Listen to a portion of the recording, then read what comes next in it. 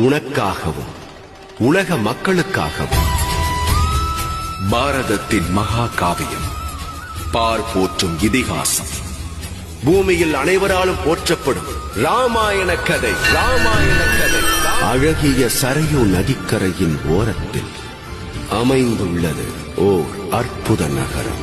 திரேதாயுகத்தில் உருவான இந்த நகரம் சூரிய வம்சத்தின் பல தலைமுறையை கண்டது. அந்த வம்சத்தின் வழியில் வந்த மன்னர் பகீரதனை தொடர்ந்த மன்னர் ரகு, மன்னர் அஜன், அவருடைய மகன் மன்னன் நேமி, இவர்கள் ஆண்டு வந்த பூமிதான் அயோத்தி. அயோத்தி, அயோத்தி, அயோத்தி.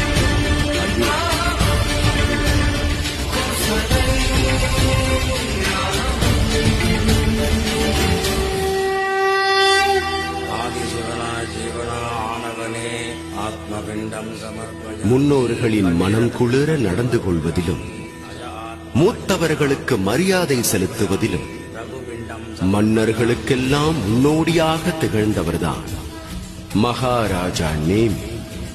இவரே பிற்காலத்தில் தசரதன் என்ற பெயர் பெறுவார்.